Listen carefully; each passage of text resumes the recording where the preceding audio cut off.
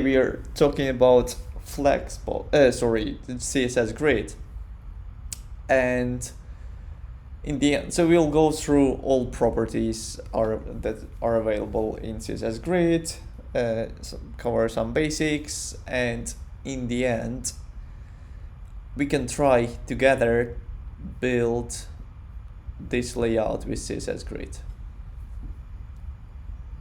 This one, like the main section without header and footer. So we can at least learn how to do that with Grid. Awesome. Who is familiar with Grid so far? A little. That's good. Yeah, not a little bit. Patrick, do you use it for your work? I've been meaning to get around to it, but we still support quite a lot of kind of IE11 and older sites, so we haven't really, well, I haven't really updated the dev process yet, but I think I will, like, imminently. Okay. So yeah, let's go through it. So basically, the structure for you, because you're already familiar with Flexbox, the structure for you is the same.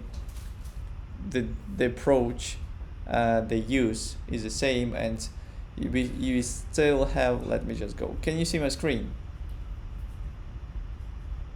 Yeah. Yes. Yeah. Beautiful.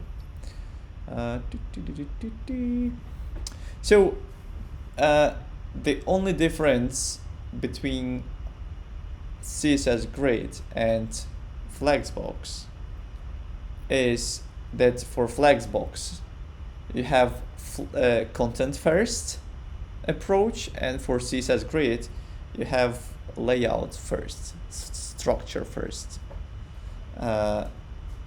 What does it mean?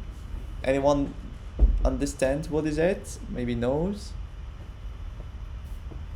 No? You sort of have to define the grid first and then kind of fit the content around it. Yeah. Rather than just like, so this is correct. So with Flexbox, you're creating some content, you're creating you basically providing the content, and then with CSS properties you try to put into the right place this content. With Grid you have you creating a grid, bunch of cells and like a system, like a layout, and then you can fit your elements into right cells, into right position. So it's not based on the content you have, it's based on the grid, and basically you'll try to fit each cell separately. But the idea is the same. You still have the same logic behind all properties, because so we have two types of elements again. We have container and elements, items. So main container properties, we have, so display, everything starts from display, right? Because you've defined that display, great. And from that point, you can use your CSS Grid container properties. And for children, direct children, you can use items properties as well. Grid template columns, grid template rows, areas, where you can literally create areas with names and assign some elements to that area. Template, column gap, row gap, grid gap, which is combination, but we will go through it. Justify items, align items, place items, justify content, align, basically all this stuff. You already have these slides, right? From the previous lesson. You definitely have it. I shared it in the Slack. So for item properties, we have grid column start, grid column end, row start, row end. So you're positioning like row and regarding rows and columns, have some combinations, justify self, align self. So this is justify is horizontal alignment, align self vertical alignment, and place self, this is a combination of two. So let's actually go to our HTML and CSS. So grid template columns. I have, if you go here, we have 4 elements, right? So I have 4 divs. I created a grid container, so class, which has just display grid and some stylings. But for CSS grid, it has just display grid. So now I can apply some additional classes where I can add some properties. And so here, I want to set, I'm using grid template rows. Let me just, this one. Grid template columns. So I'm creating 3 columns, 150, auto, and 150. What does it mean? So it takes full width of my parent container, the whole width, take 150 pixels, 150 pixels, and the rest will be automatically fulfilled. So if I set this, we have 150 pixels. Next one takes the whole row, the spare space basically, and the last one is 150 pixels. And it will create you a next line automatically. So now you have 150 pixels again. And if I add one more element, it will put it to the next available space, available cell. And again, if I add one more, so now you have the grid. And actually, with CSS grid, when you hover on the element and you add some stylings, you already can see the grid, all cells. You kind of understand where you can put your elements. So let me just remove my these guys. Yeah. So you also, besides these template columns and defining manually for each, you can use repeat. You can use repeat method, and AutoFit will put all your basically fulfill elements based on the content, I believe. And you can set min and max, which means that if I'm resizing my window, the minimum width supposed to be 100 pixels for each cell, and maximum width is 1 fraction. So that, what is fraction? This is a kind of unit that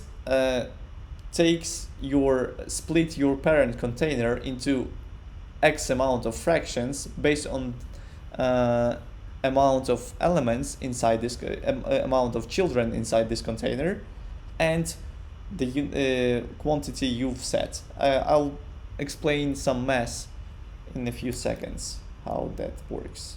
So for me, I'm splitting, so minimum that's supposed to be 100 pixels. So if I go lower, that should go to the next row. Otherwise, just split equally. So as you can see, for now, they are both all of them in one row, right? So equal widths for each. If I start resizing, get to the point where we have, so now it's less than 100 pixels.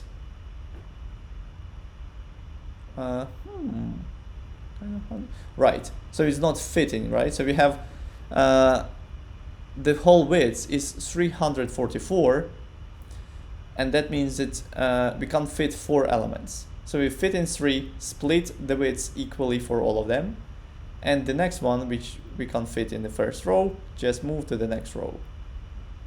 So you can dynamically basically set the min width for your elements.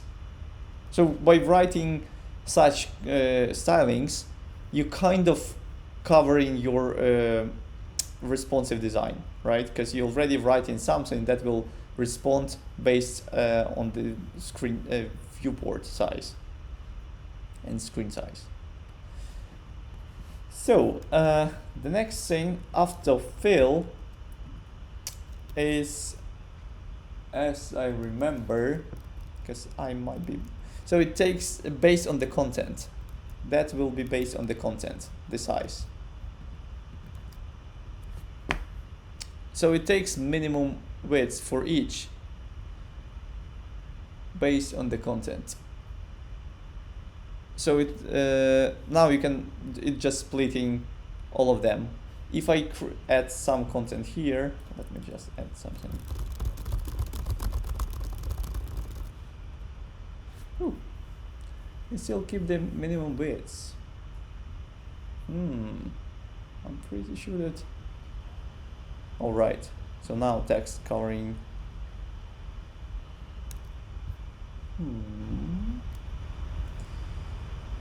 Autofill. I truly believe that it takes based on the content. Let me just double check that. So this is how regular developers do it. You kind of remember something, and if you need to use it, you just double check what does it mean. So fill and fit. So fit currently available columns into the space by expanding them so that they, so we are talking about fill. Fills the row with as many columns as it can fit. So it creates implicit columns where a new column can fit because it's trying to fill. Okay, so that basically that means that it will use the minimum. So because the minimum is 100 pixels, right? Yeah, okay, so that based on the minimum width. So the width for the parent container is 876 pixels, right? So how many elements we can fit in this? If the minimum width is 100 pixels, so we can fit 8 elements, right? But because we're splitting 876 divided by 8, the width for each will be 109.5, and our width is 109.5. Yep. So that will be based on the min width. So technically this will not work, it just min max will not work, so you're just setting like 200 pixels, for example, and you have them, or like 150, and you have 5 columns and some spare space, right? As you can see, it's highlighting, I can't show you with my mouse, but it's highlighting 5 columns and some spare space in the end. So this is autofill. And we already discussed the last, for rows, I want to show you what we can do with rows. So let me just set 3 columns. I want to have 3 columns, and I want to specify some stylings for rows. So the first row, I'm saying that's supposed to have 100 pixels. Second one can be whatever it takes, I don't care. And the third one supposed to have 100 pixels as well. So we have 100 for first one, right? Have for the second row we have 200 pixels, and the third one is I can't see it because I don't have the element there. So let me just add something. Ooh. And the last one is 100 pixels as well, because we specified 100 pixels, right? That will work only if you have height. If you don't have height, it will be based on content inside. So because for this, so first row has 100 pixels, it keeps the 100 pixels. Second row doesn't keep the height because we don't have height for the parent, so that will be based on the content. Yep, it will grow based on the content. That is why it's auto for us. Any questions on that?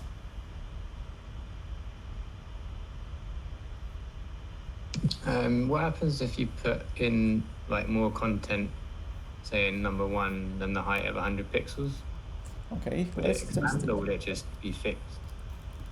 Let's test it.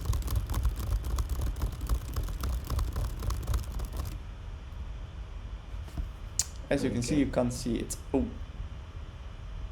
You probably use fractions more with like responsive design and width. Sorry? Pixels. So you probably use the fraction unit more. Yeah. With responsive. Yeah, exactly. So you normally you use fractions a lot. And yeah. Well, I'm asking you to ask questions for this one because you'll use this property a lot, like template rows and template columns, because this is the starting point for any grid you're creating. So we need to talk about it a bit more than others. Anything else? Any other questions? No? Okay, I want to explain you about our fractions. So let me add a few more things. I'll just do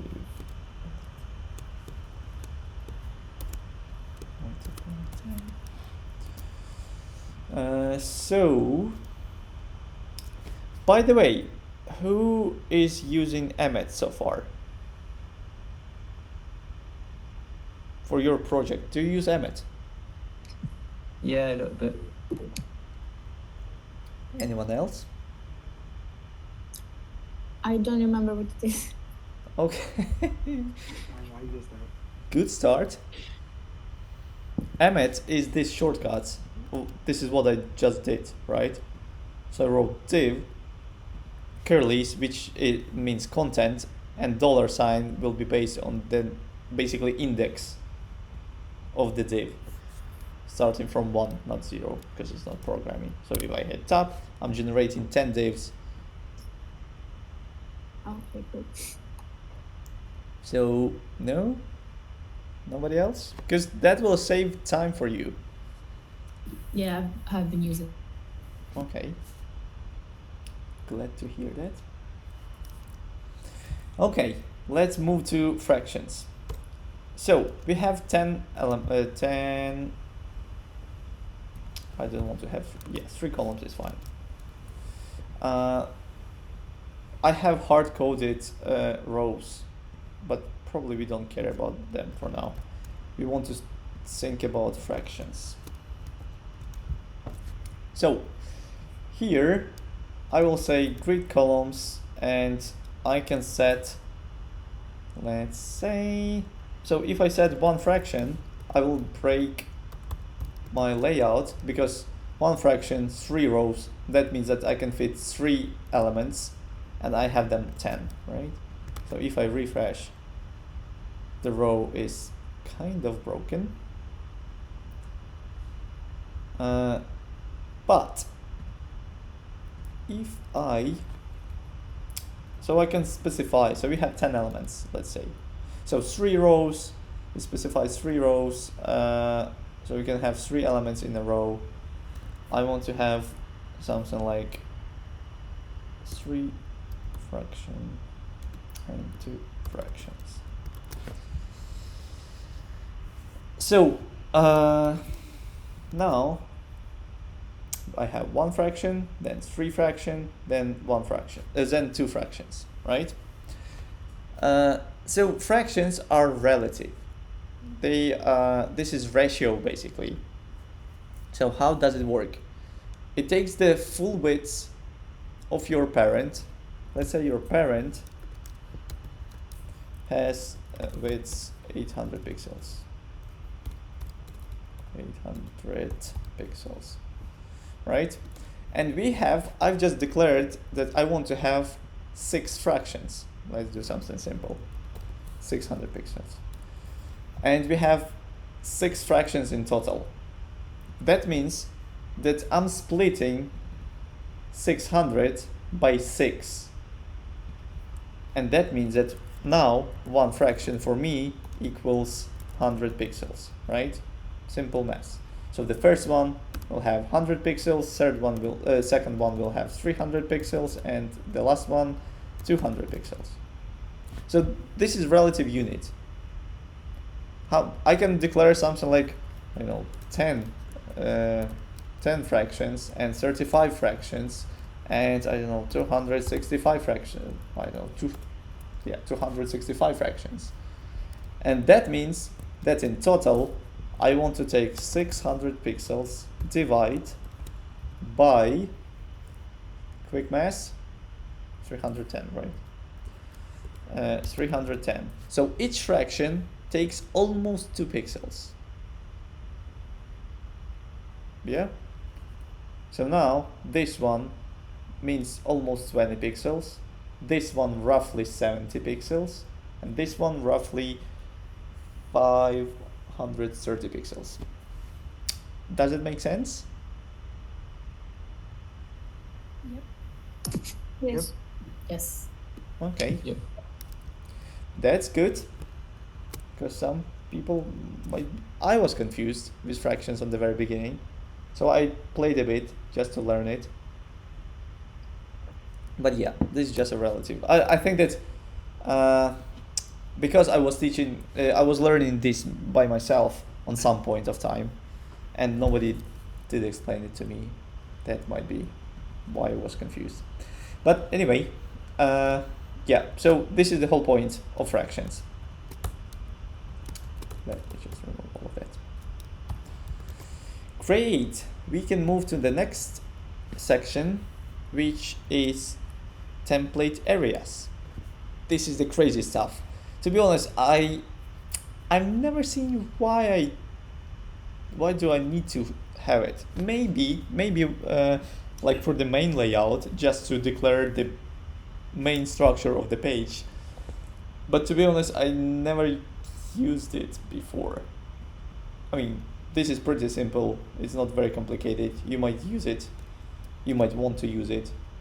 But the whole point is that you're creating template areas and you're creating names for each section. So here I have columns and rows, right? So I have 3 columns and 3 rows. And now here I have 3 columns and 3 rows, right? So 1, 2, 3. For the first row, I'm creating, for each cell, I'm giving a name. So I have header, header, header. So that means that the first row will be for only one element with class header. Second row will be for one element article, and for the second element a site. And last row is for footer. So now for the grid items, I want to set these areas. So I have an element on my page here, header, and I want to set that the header should take area header, and that means that it will take this area, the whole thing. So let me save, refresh, and it takes the whole area, right? So we have a bit wrong layout for this one because we specified the area just for header. So let's go to the next one. for the article, I want to say that article should take area article. And let's go back.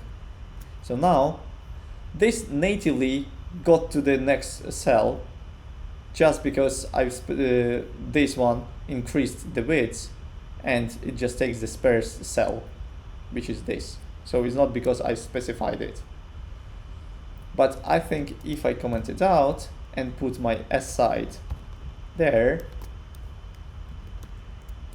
as you can see, aside is here, but now I have two cells on this row, and that just fits everything it can. So because this our aside has defined cell where this is what we the thing that we've started with, where we said that we see this as grid, you create in a grid and then filling cells with your content. So it's like grid first. And we've defined a cell for our aside or for our ads. And because it has two spare columns, it just fits everything into these columns. So for the article, we specify article, and now we have the second row. And for the footer, I'm specifying that the footer should take footer area. And we have a layout. Yeah. Pretty simple. And if I resizing, do whatever I want, I still keep the same responsive areas in the same position, which is pretty useful. So that might be if you have like a page that doesn't have scroll, because you have like some single page application with no scroll, like a kind of app, you might want to build some like tools section, maybe filters, etc. I don't know, different scenarios. And you can create this layout so that will keep the right position no matter how big the screen is. And you might want to use this not with pixels, but with like 1m or one fraction, let's say one fraction. Second one will take I don't know, 2 fractions, 3 fractions, so you have some kind of ratio between them, and the last one has two fractions. And for rows, we don't care about the height for now. And we have, for this one, in total, that will take 4 fractions, right? And the side will have 2 fractions. Yeah. So now this one, article is twice as long, twice as long as ads. So this is template areas. Any questions?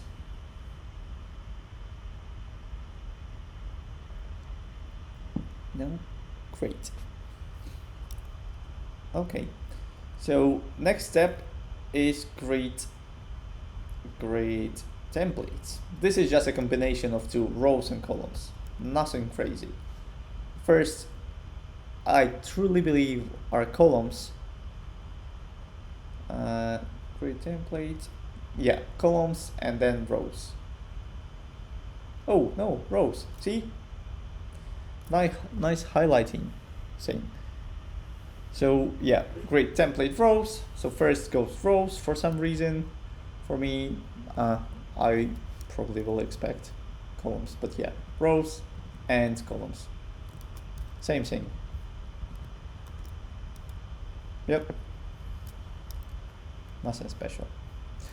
So, how many times you struggle with these margins between your elements in a row, and you try to make a responsive design, but your margins doesn't behave well, and you struggle with it. But you still want to have a consistent margins between rows and columns. And finally, with CSS Grid, it is super easy, because if you want to have gap between columns, you just set 20 pixels. and you have gap between columns.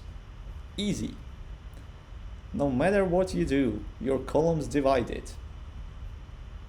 And as you can see, if I hover, it actually you can, on hovering, you can see that we have 3 columns and we have a gap between them. So it's physically divided. It's not margin, it's not padding, it's just physically divided on engine level, on browser engine level. And the same for row, let's say 10 pixels, and we have nicely divided grid. Yep. Very easy. Insanely easy. Which is great. Yeah. And grid gap is just a combination, again, rows and columns. It's kind of interesting for me. Now I'm just thinking, so rows is not, why rows comes first? Because even if, like, alphabetically, columns should be first, right? But yeah, weird. Okay. Justify items. You might guess what is it, right? Because we already worked with Flexbox, and this is pretty much the same. So we have, with Flexbox, we have flex start. For grid, we have just start, and for the same for the end. So everything stay in the same row, but each row will be aligned based on the content widths inside will be aligned to the start. So if I go here, as you can see, now it increased the widths because of the content inside. The same for center and for the end. Let me just, yeah. Center, same stuff, and end, nothing special, right? Yeah. Great.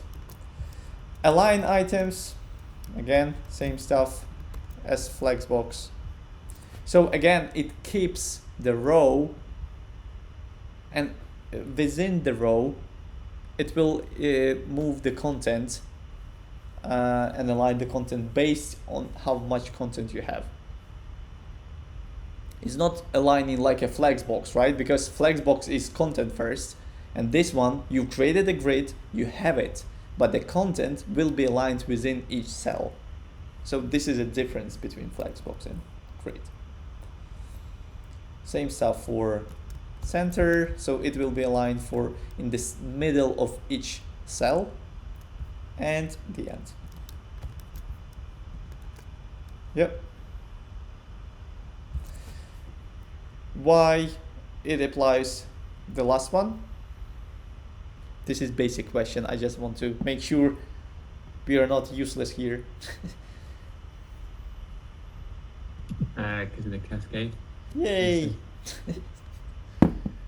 She didn't. So I think with Flexbox, I know the answer, but with grid, say you did like a line item center, but you still wanted them to be 100% height.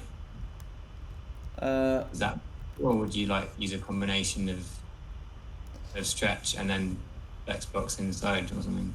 Yeah, that is why you combine in Flexbox and CSS grid, because you're creating the grid, but if you want to play just with the content inside, you can use Flexbox for that. Yep. So that is why it's not about, so CSS grid not replacing Flexbox. This is a good point actually, because it's extending, so they complementing each other, and they help each other to create more powerful and more sophisticated layouts. Yeah. Great. Yep. So let's go to the place items is a combination of two. So again, items and justify. So align items and justify items. So helpful to have these highlights, because I always confusing which one goes first. Okay, beautiful. So we have justify content. Besides, we have justify items, which moves items, but we have justify content and align content, which actually partially explaining what you just asked, Patrick. But I still use Flexbox for this. So let's go to justify content. So we have 3 columns. We have 3, yeah, I've specified that we have 3 columns, 100 pixels each. So now we have spare space, right? We have spare space here, a lot of them, a lot of it. So what we can do is justify content. So by default it is start, so nothing changed. But now we can move within the spare space. We can move actually all columns inside, right? Because again, why we use Flexbox for that? Because Internet Explorer doesn't support nested grids, and that means that you can't just create a grid for the whole container and then create a nested grid where you will use your align items, justify content and align content inside it. Just Internet Explorer doesn't support. That is why people combining Flexbox and CSS grid, because to create a main grid, you use grid. To align content inside, you just using Flexbox. Is that the same as I've heard of something called subgrid that was coming through? Yeah, this is what I'm saying. Subgrid, it doesn't support it. Okay. So if you go to can I use, so I can prove it. Great.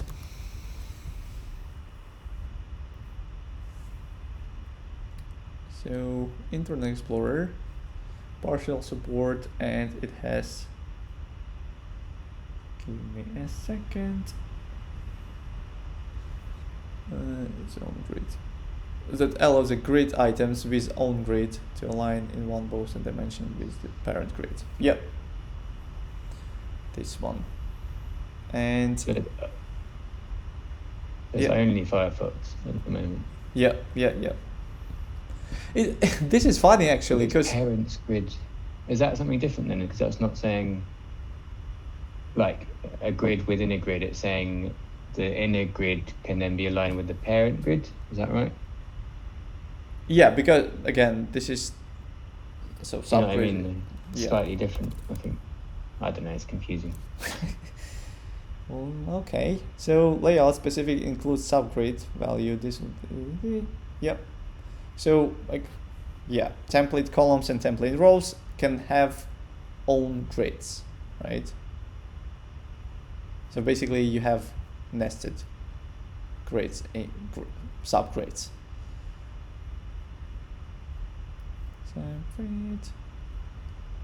There's a so display grid and item, this one.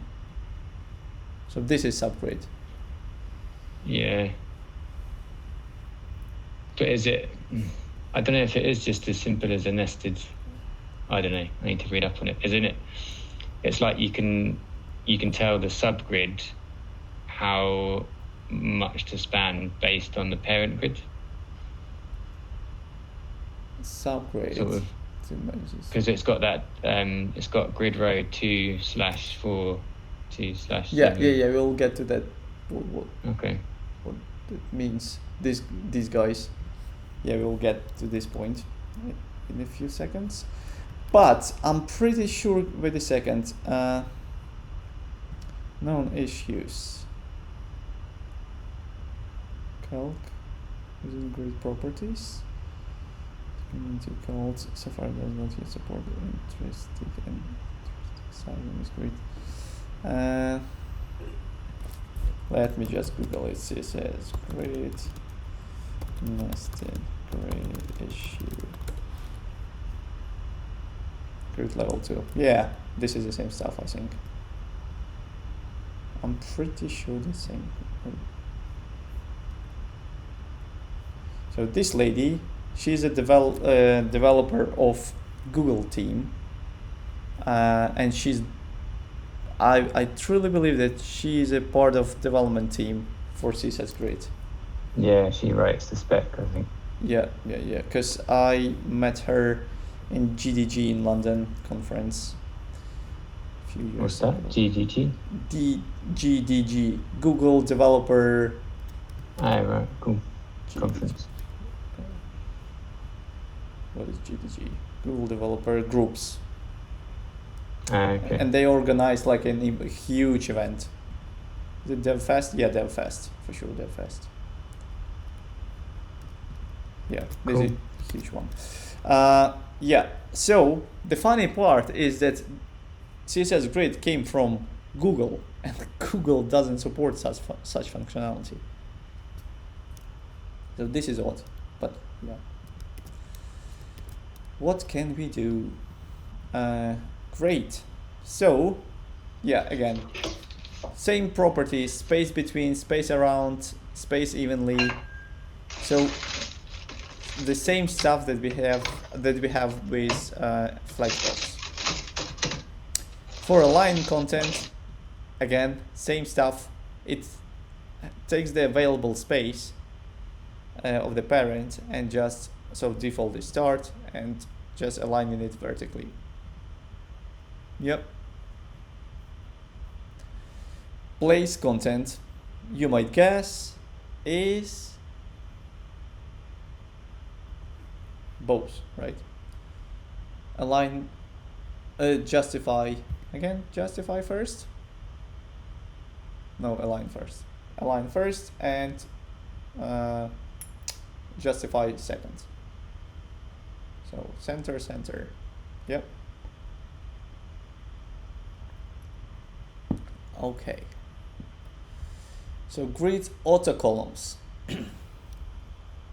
So if you have a direction auto flow column, so your element, you want to set that your default flow is columns, you can set to create dynamically columns for you. Give me a second. So we have template rows, we have 4 columns, 4 rows with equal size, right? Wait a second. I left for future comment for future me. Define flow to column. Yeah, to row to height. Do we have row height? Yeah, we have row height, I think. Yeah, let me just check it. Create auto columns. So auto columns to 100 pixels. Yeah, so you can define that generate, so you can specify that I want to generate columns automatically based on the content, because my flow is, so my elements go from top to bottom. So if I go vertically, so if I add one more, it will just go to the next, and next. So you dynamically generate columns because the flow is vertical. And the same we have for auto rows, where you can specify that generate, not just specifically, so before we specified that I want to have row like 100, where was it?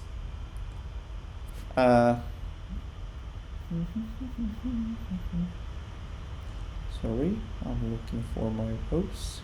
Yeah, so we specified like 100 pixels first row, then auto second row and third row. So we don't expect any more rows than 3. But with auto row, you can just dynamically generate rows, and each row is supposed to take like 200 pixels. This is very useful because when you receiving some data from the backend, like let's say you have an array of products, right? And you don't know, will you get 20 products, 50 products, or 100 products, or maybe 5. So you've specified that no matter how many products I have, I want to have 4 of them in a row, and then just dynamically generate rows. Each row is supposed to have specific height. And then you're just generating rows based on the content. Give me a second, I just want to show you an example. So we have min height, and that means that it will grow based on how many elements I have inside. Yep, it's growing. And each row has 200 pixels height. Questions on this one? So that one would expand with content then, if it's min height. Is that right? The parent one. So the parent one has min height. Okay, so not this one. But let me actually check, as if you set 50, yeah, so we can easily add more content. See, I can type fast. Yeah, because the row is specified. Yep. So we define the height of the row. It will not grow for us. It will keep our 50 pixels, and the content is just lost. Okay. This one is crazy. The next one. So you can specify, wait a second, you can specify, because I defined, yeah, where to start for each element.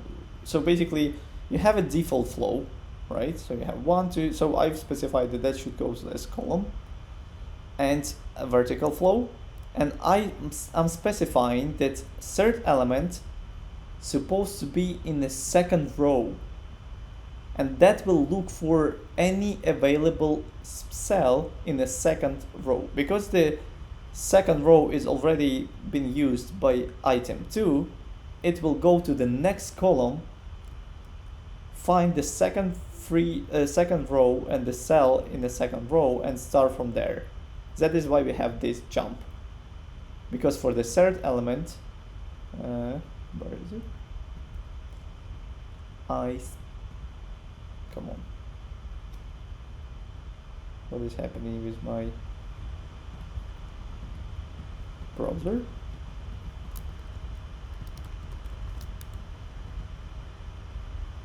Are you still there? Cause yeah, okay, because looks like my browser just stuck. Give me a second. Beautiful. Let me scroll. 9. It's a flow. Yep.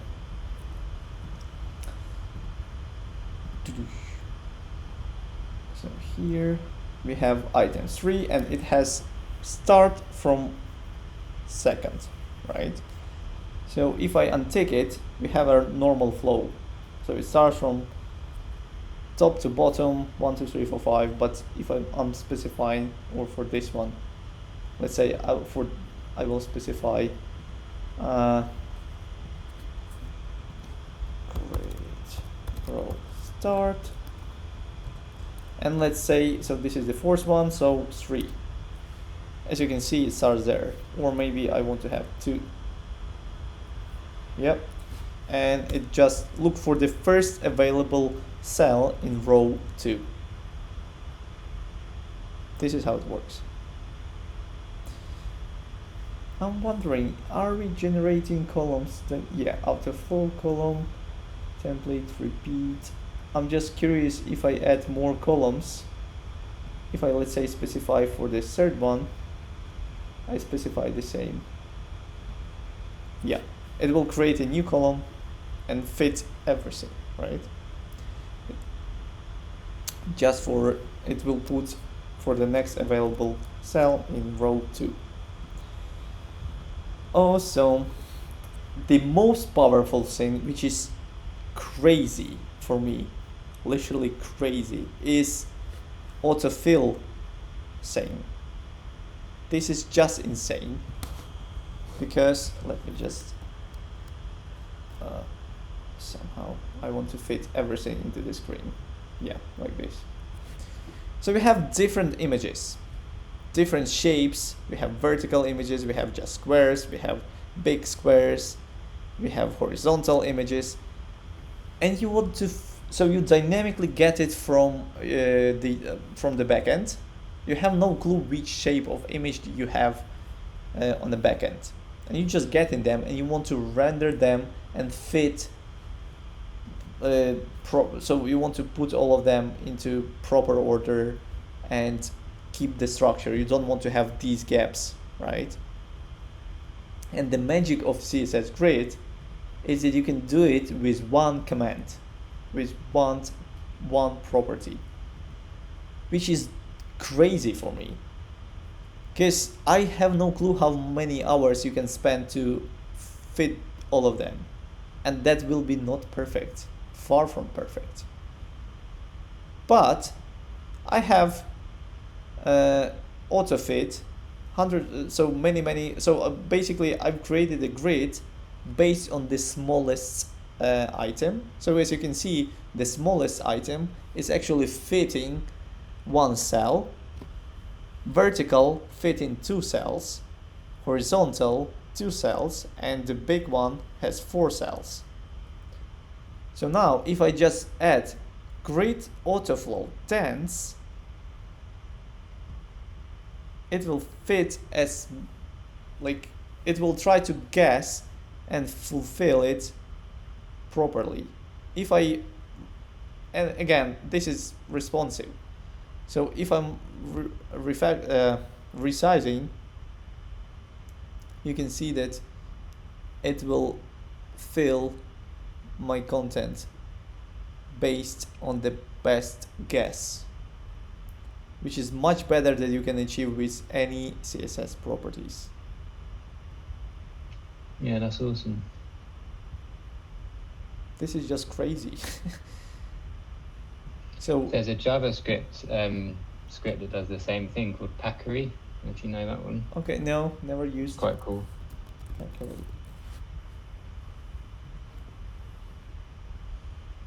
Oh yeah, I see. Okay, yeah. Beautiful. But again, JavaScript is heavy, right? Yeah, I agree. Yeah, it's like if you needed older browser support, say, you could maybe run this. Yeah, I agree. So for older browsers, you still need to have this library, which will go. And I bet even for newer browsers, it has some more sophisticated logic behind it. So it might handle this job better than CSS Grid. But for trivial tasks, this is just crazy, because this autoflow, and it perfectly fit it. Yeah, also if you have like an older device, like, or something with not much memory, that Packery thing would probably take a lot of memory up. Yeah. Rather than just CSS, right? Yeah, exactly. So yeah, CSS Grid is crazy. The last part, before we go to grid items, any questions so far?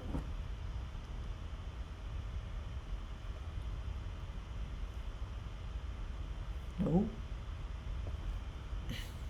Okay. So grid items.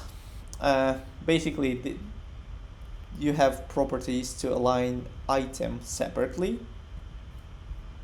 So I have the grid where I have 5 columns, as you can see on my screen, and 4 rows.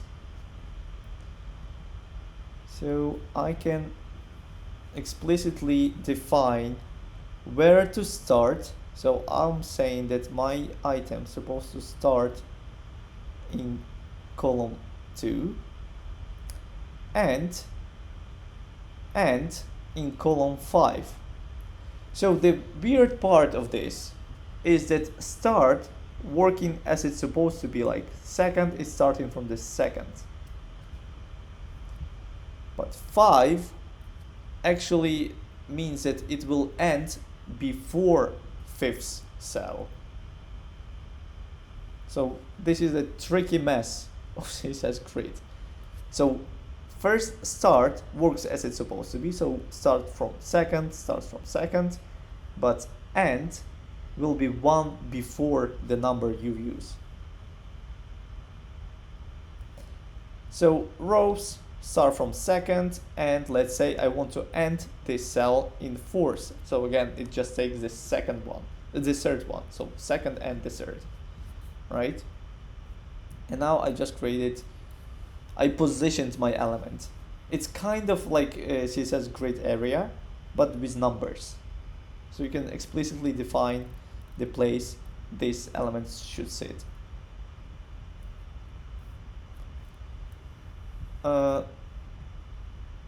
Yep, this one, wait a sec, grid column and grid rows.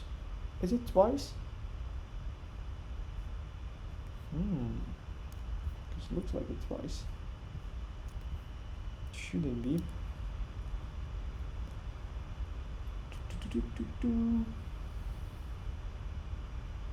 Oh, right.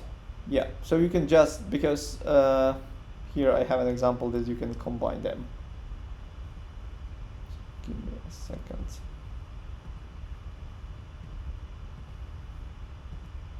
So you can combine these properties.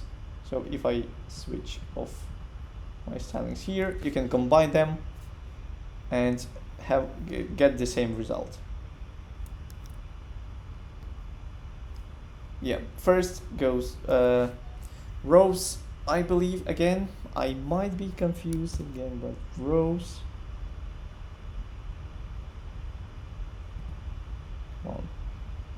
Oh yeah. Yeah, sorry, yeah, I'm confused.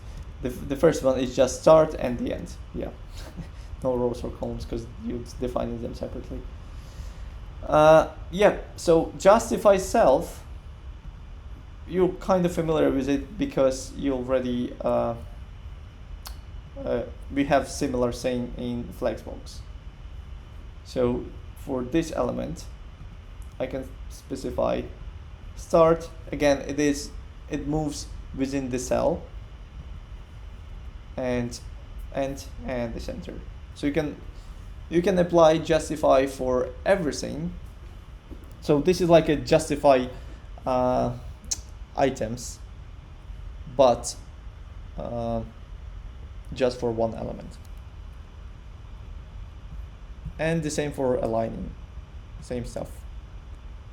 Within the cell, you're just moving start and center. Nothing special.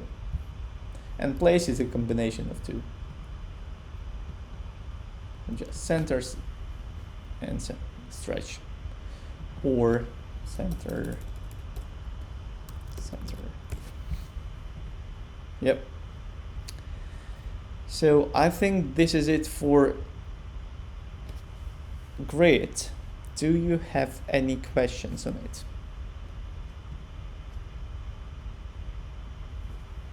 No? Yes? Okay, great. So yeah, as I promised, we will try to build this layout, right? This one. I just want to show you how I will approach this.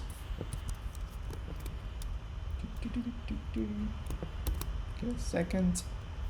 I want to make a screenshot. and open it in Photoshop.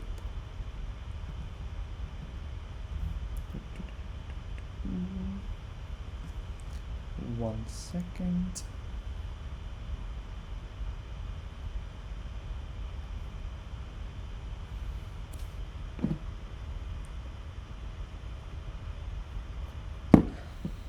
Great.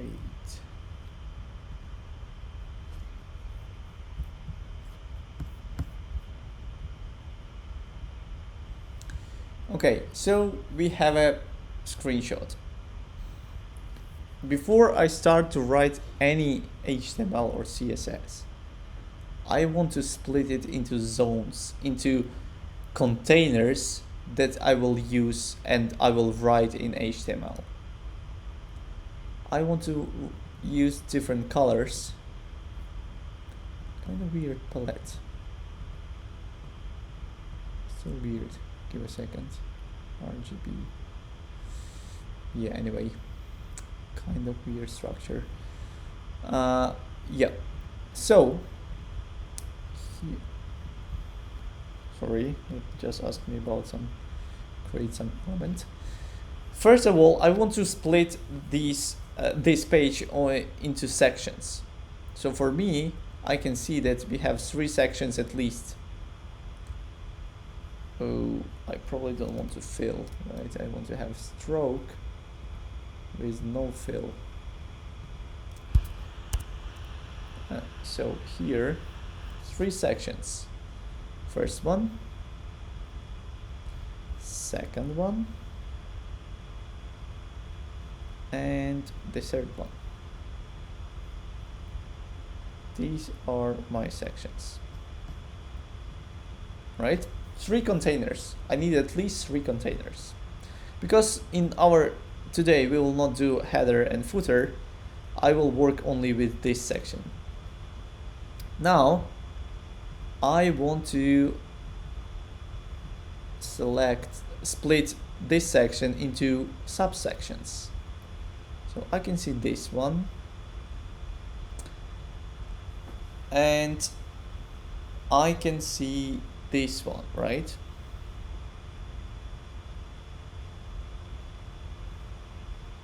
These 2 are my sections, because this one is separate, so this is horizontal, just a container, and here I have a different layout because I need to have 2 columns. So the next one will be this, and let me just change the color, and the next one, 2 more sections. It's not very visible. It's yellow. Let me change something more visible.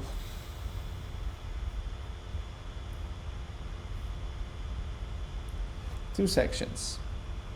Yep. So I have 2 sections. Now I want to split each card into separate thing. So each card is actually a separate thing. I want to change my color to something. Let's use this one. So I don't need to split them all because I already understand that this is what we want. Ooh, actually I'm already wrong, because in this section we have this pagination thing. So I would say that we want to split into this and this, right? Wait a second, I misused. What's going on? Let me just change my color. This one and this one. So we have 2 more sections, and now I have 1 card. Finally. Let me just change, let's say black. And in my card, again, looks like I have the whole card, and for me it looks like this card will have the background for the full thing, but I have one more section in it which will have some data. Let me change the color, let me go again to blue, and here we probably have, so here we can play with two elements. We can split them like this, 1 and 2. I mean, the cards should be inside. Or maybe we have some weird layout for this one. So we have like this, and we have our card here. And that, let me just, to be more precise, we have this, let me change my color, and we have this.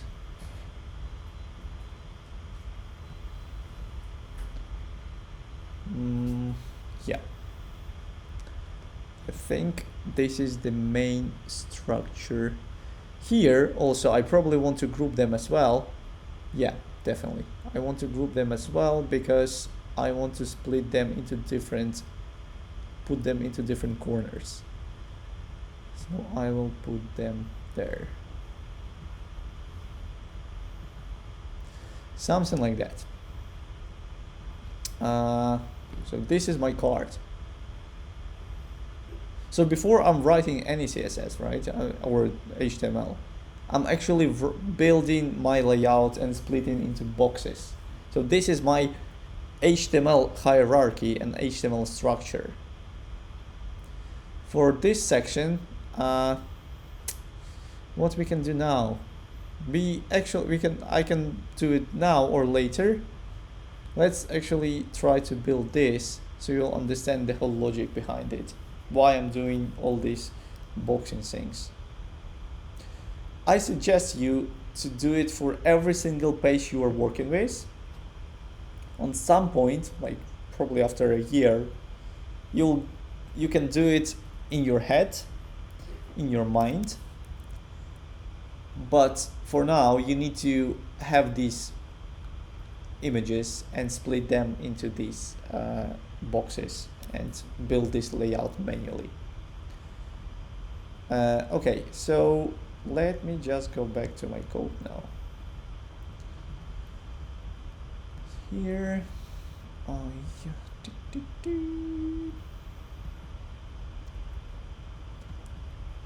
don't save it. So let me just create a new folder. See, there I want to have index, and there I want to have index CSS. So let me just copy something from the previous projects, because I want to have normalize to not look for it, and I want to have okay, nothing crazy. I need to just these two links.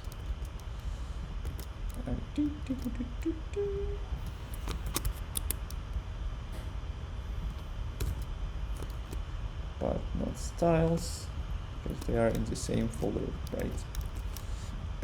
So, hello. Let me just try to open this. How do we call it? HTML. Ooh. HTML.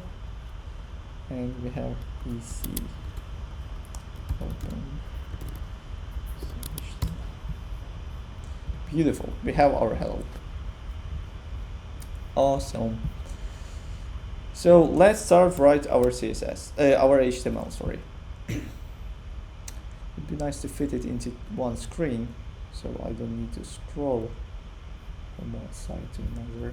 Let me just try to do this. I don't like this idea. Okay, a second.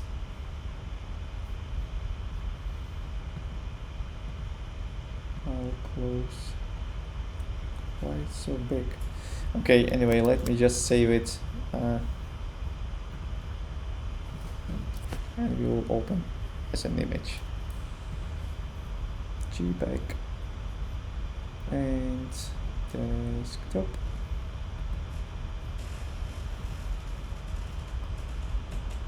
So now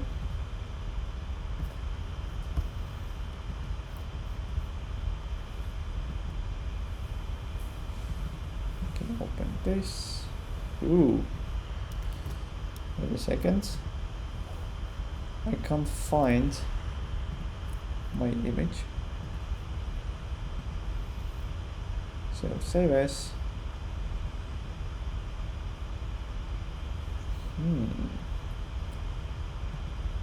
JPEG. Text. No. Alright, I need to confirm it. Beautiful. So this is here. And we can put it there. Yeah. Awesome. So let's start writing our HTML, right? So we creating our main section. Inside my main section, I want to have two containers. So we have two containers. We will have two containers. For first container, I have some input, right? Is it just input? Let's say search, div search. There I have input. Oh, sorry, my bad. And as a sibling, I want to have my drop down. So that's supposed to be some UL categories. And there I will have some, I don't know, serialize is something like category $, one syntax like this. So this is the first section. Second section I have is more complicated, right? So we have filters. So first section, first category, there is filters. We can do actually a site, right? Add p semantic aside. Filters. There, let me just plus, so I will not lose my mind in these shortcuts. So for filters, we have nothing for now. Yeah, we have some UL, and we will keep it without anything because we haven't built our wireframes for it. So for our menu, for our actual list item, items list, we have two sections. So first section, again, right? We have two. First section is items. So that's supposed to be div, probably UL, because this is list. So div UL items. There we will have something that we will multiply by 6 in our case, right? And here we have ULI item,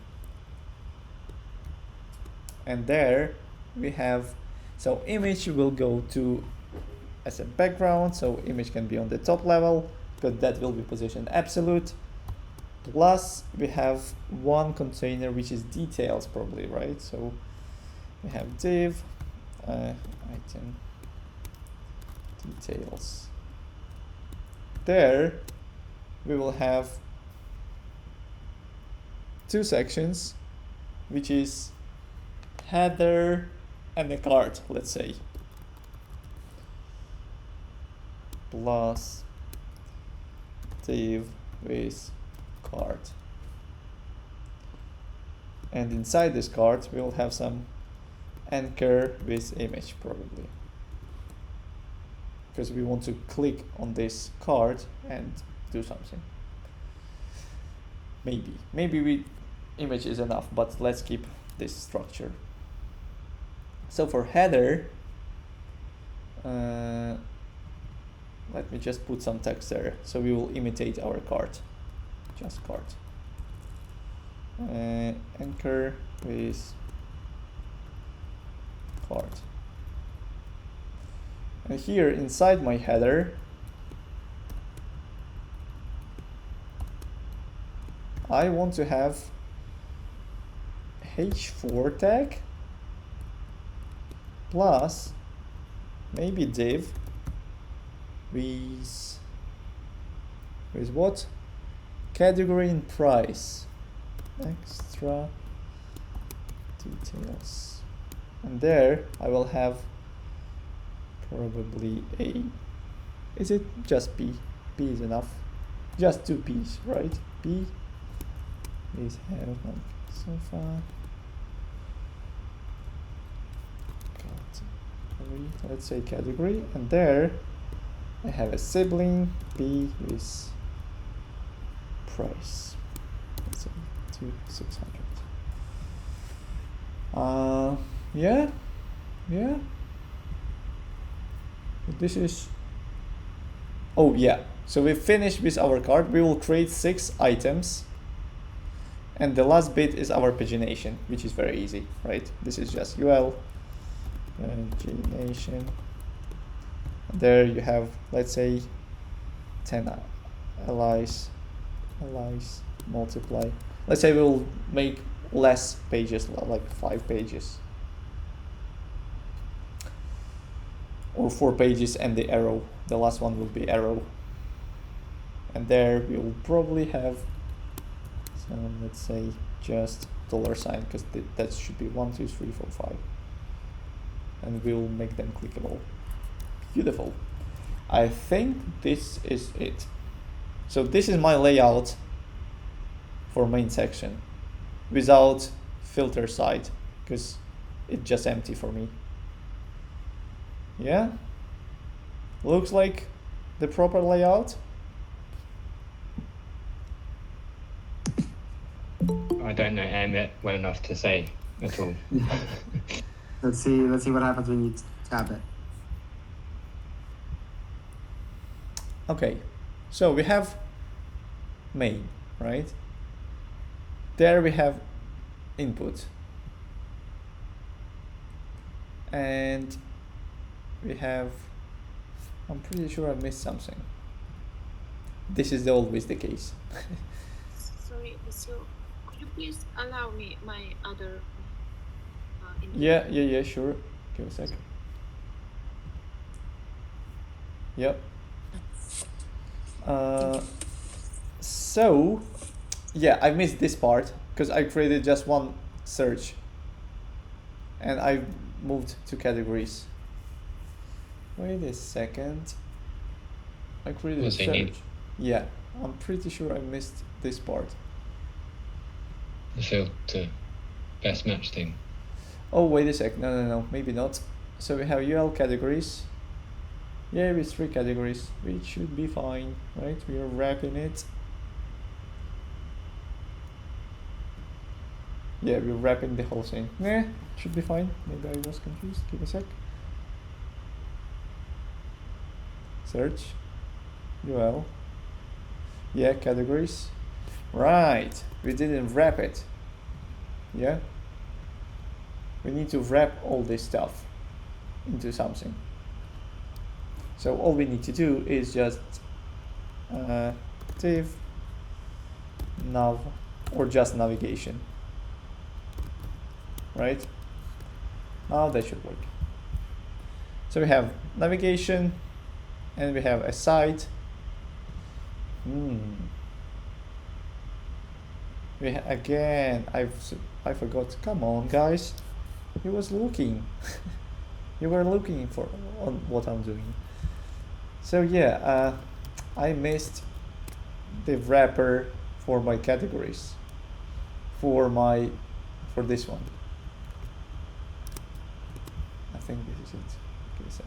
Let me just not mess up this.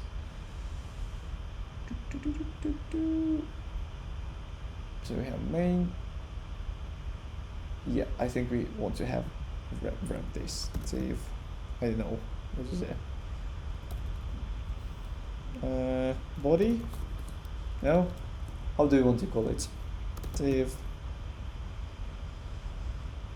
Prod section. Just section. Let's call it section. Yeah.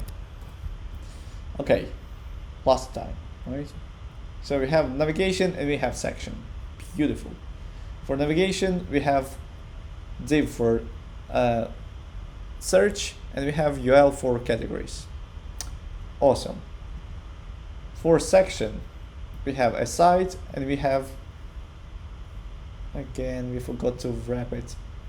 Crazy. I need to not forget to wrap all of that stuff. Okay, let me just wrap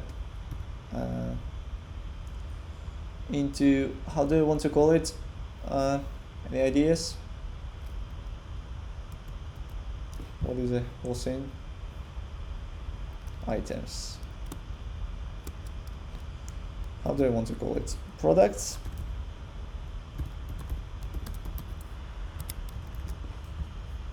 Okay, yeah. So we have a site, we have div for products. So in the site we have just empty UL, which I promised, and here I have a list for items and I have pagination, right? For pagination we have just list, and for items we have quite a few items, right? 6, I believe. Each item has image and div with details. In details we have header and card, and inside header we have titles, which I forgot to fulfill, and we have just another section with category and the price, which is crazy because the price is supposed to be different, but yeah. Anyway, so we can add something. Let me just oh,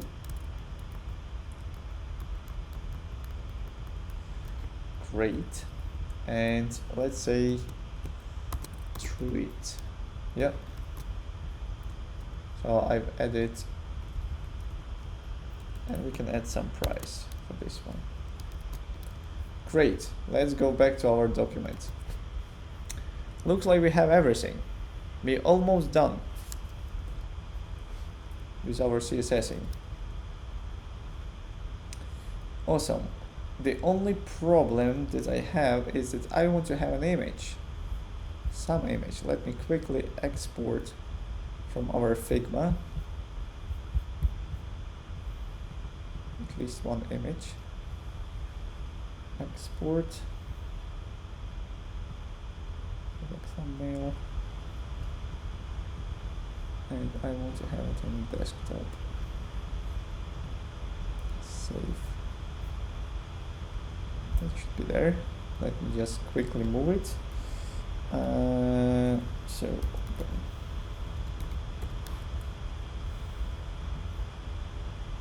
Ooh, oh sorry, it just exported the whole thing. I want to have an image. Just image. The image.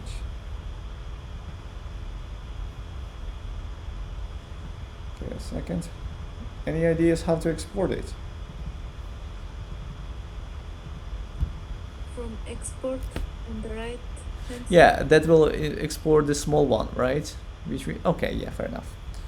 Why not? I'll just increase the size. Export image. You can where is one you can increase it to, yeah, like right. 2x, 3x, whatever. Oh yeah, Yes. that's, oh, I see. Yeah, that's fine. We'll just increase it there with CSS. That's fine. Okay, so I just moved my image PNG, so I can go here and find my image tag here. So this is the first thing, right? So 2, 3, 4, 5, 6. Yeah. And the image is image.png. Awesome.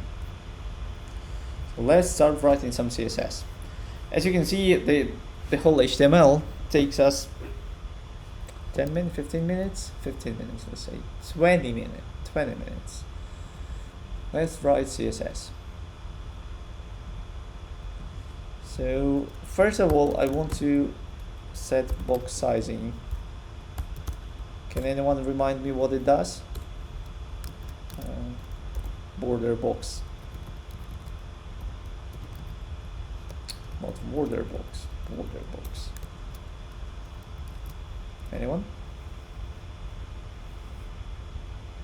Box model? Border box?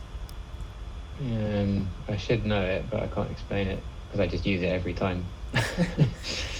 Yeah, so the whole point is that if I go quickly, Ben?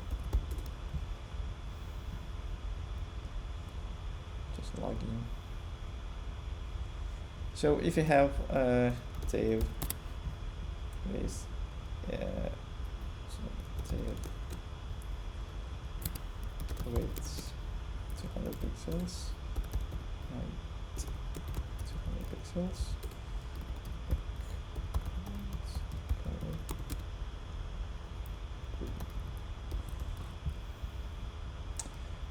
we have a square, right? If I add padding, let's say padding 0 and bottom, top and bottom 0 and 20 pixels left and right.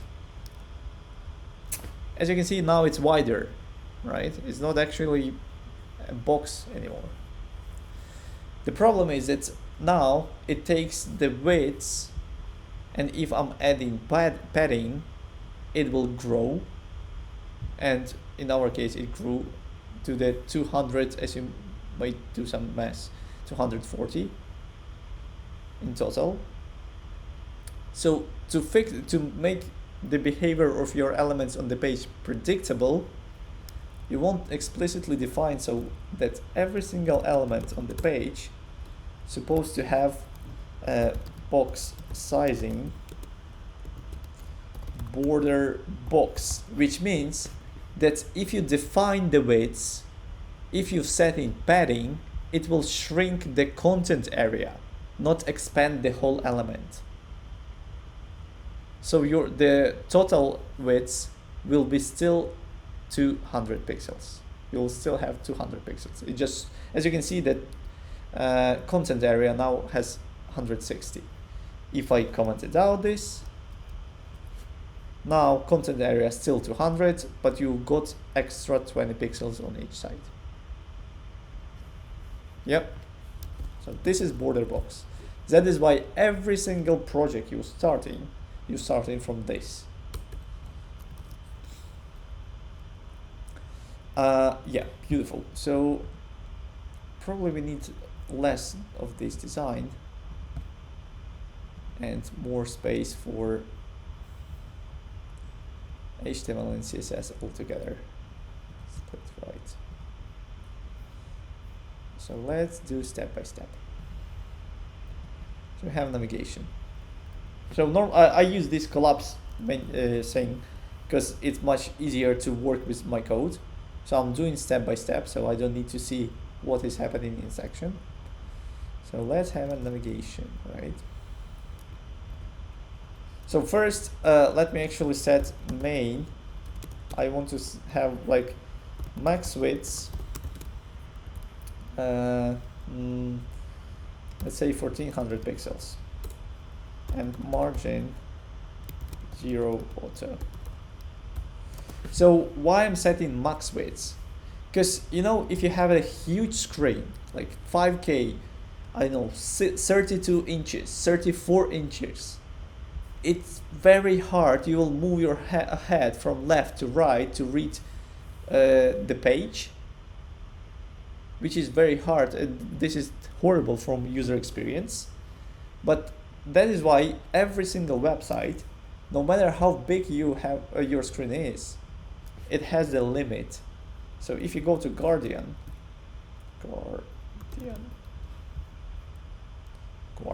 yeah, sorry, spellings.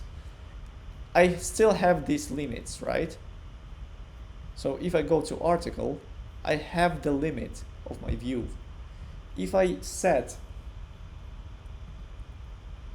the width of my, let's say I'll imitate that my screen has 5000 pixels. The whole article is still in the focus area.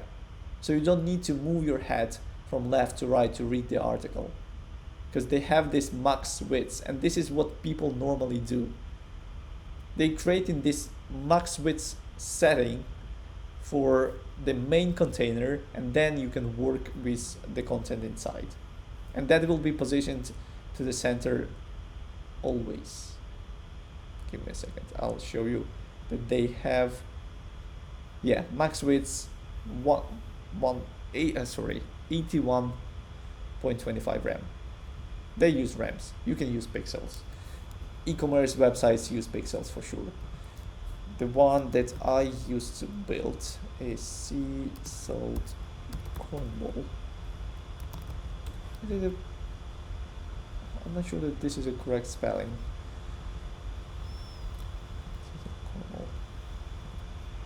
Yeah. We used pixels for the weights. Come on. And if I inspect, where's the parent?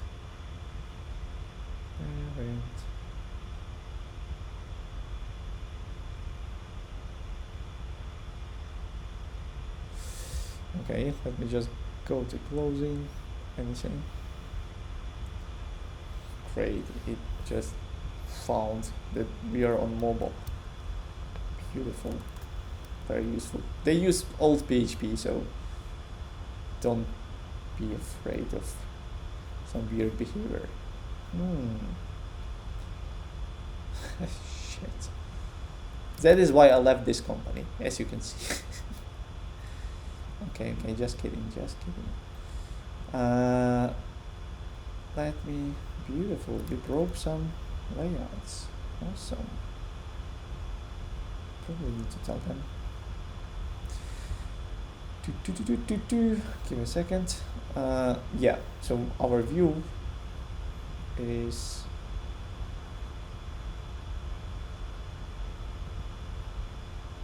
this one. Max weight 1630 pixels. So they use pixels. Okay, go back to what we're doing. So what I'm doing is I'm writing that my weight is 1400 pixels and margin 0 from top and bottom, and auto means that all spare space that will take and split into equal parts. So my container will be in the middle. So now if you hover, you can see that I have some margins on the left and right because my screen is a bit big. And now I have slightly bigger margins. Okay, quickly move to the next step. You're probably curious about, not about navigation, but about the main section. Am I right? Yeah. Oh, yeah. I thought so. Okay. Yeah. Let's do this. Let's do this then. So we have products, and in products we have pagination. We have items. So for products, there is no complicated layout, right? I want to save my grid for items because we don't support these nested grids. So here I just use display flex and flex direction column. So we already have them in. Maybe we don't even need the flex for this one because they are go one after each other, after another. So okay, let me just go to items. Items is the funny one. Here we have our items. So for this one, we will use flex grid, right? Grid, grid. Here, as you remember, we want to have 3 elements in a row. So grid template row columns. 1 fraction because they're supposed to be equal, right? 1 fraction. Actually, we want to have a max width for them, correct? So let's do repeat, and we want to have 3, and min, max. So minimum, I want to have 3. No, let's use actually fixed widths, like 300 pixels. Repeat 300 pixels, easy, because we want to position them maybe 400 pixels. 3. Let's keep 3 for now. We will see it later. So, and grid template rows, probably auto rows, right? Because it's supposed to be based on the content. Yeah, let's do just create auto rows. Just auto, I think. Beautiful. We already have some grid, which is good start. So here I want to have list styles because I annoyed about the annoyed by these dots that we have. So none. Default padding 0 because we normally get in from the UL, and I think this is it. Yes. Let me actually set the widths and height, the width for these 2 containers. So we will imitate our aside. So filters. So this one products. Okay, yeah, we still need flex because I think it's flex. No, wait a sec. No, not flex. Section. So section. Wait a second. It's not here. Keep the order. So section should be display flex. So in 1 row, then I want to set, what do I want to set? For my filters, it should take widths. Do I want to have a fixed width for my filters? Yeah, maybe. Oh no. Maybe not. Maybe not. Maybe just a maximum, or yeah, let's keep it. So width supposed to be like 30 no 25%. Looks like 25%, right? Like 1 extra column. Yeah, let's say 25%, and max width it's supposed to be like 250 pixels. Maybe 300 pixels as well. Let's keep it 300 pixels. So yeah, now we have it. Yeah, we have this column here. Beautiful. Let's work with this section. So for image, as I said, that should be absolute. So for items, we want to have gaps, right? So let's use our gaps. Create column gap. Supposed to be, let's say, 1M. Let's keep it. Create. Oh, sorry. Row gap. So technically we can just keep create gap. Just 1M, right? So we have nice layout. Yep. Beautiful aligned layout. So now let's play with this card with one thing. So for my items, oh, come on. Leave it for now. We will style it in a second. Oh yeah, no, not now. So position relative again, because we need to change from static, because for our image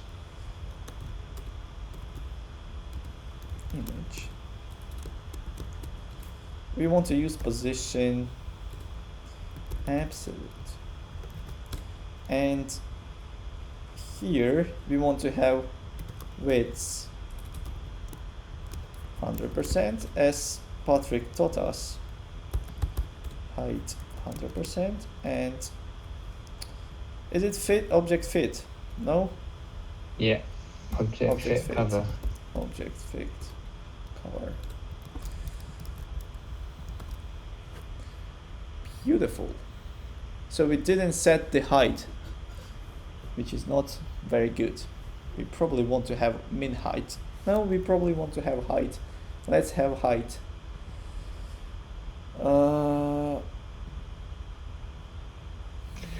Grid auto rows, let's say 350 pixels. 300 pixels. Yeah, let's keep squares. As you can see, our image covering everything, right? So we need to move the rest of the content. I'm glad that I put it into container, right? Because we are foreseeing such things. And now here, item details, position relative. It is in the front. Great. This is what we want, right? So now we can do with, for our item, display flex, align, because I want to put it to the to down, align items flex and great. And let's set for details background color white. Yep, we probably want to stretch it to cover the whole thing. Oh, actually we don't want to have background white for whole thing, but we will fix it in a second. So on the width,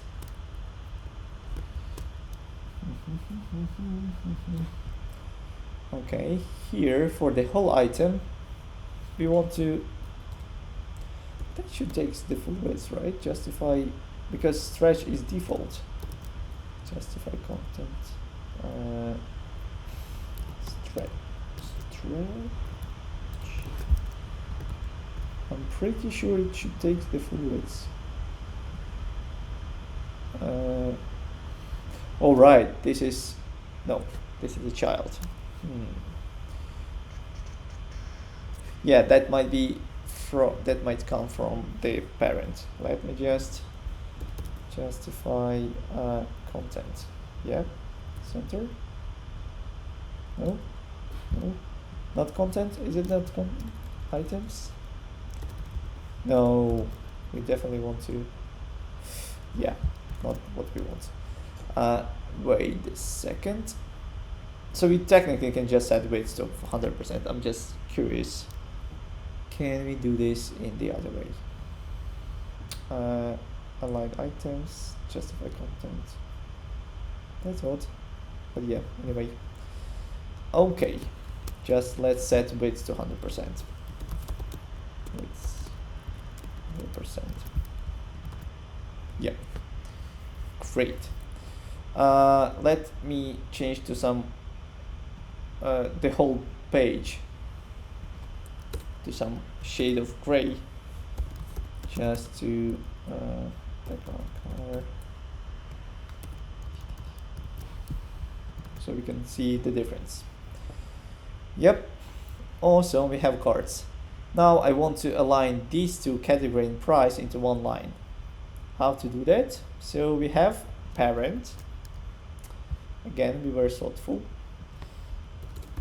Item. Just set in display flex, right? And justify content, space between. Awesome, right? Card supposed to be in the end, so we're selecting card. Card. And here again, display flex. Justify content, flex end. Yep. Our card is in the end. Awesome. The only problem here is these margins, crazy margins, P margins. So extra details. So let's remove margins. Margin 0. Better. And I believe that our H4 still have margin as well. Yeah. So item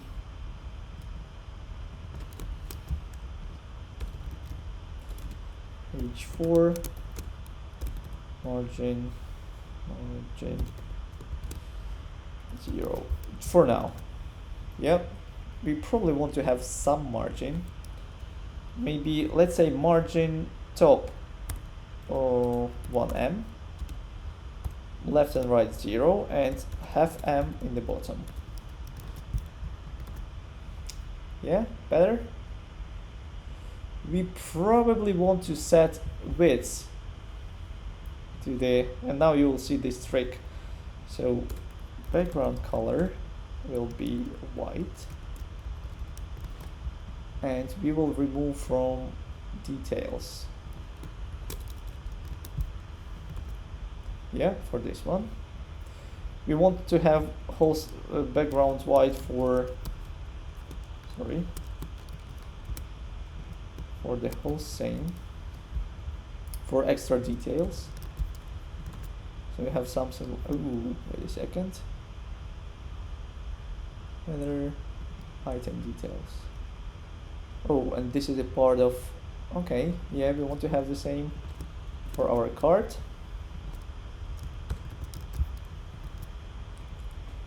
And we have margin, which is bad.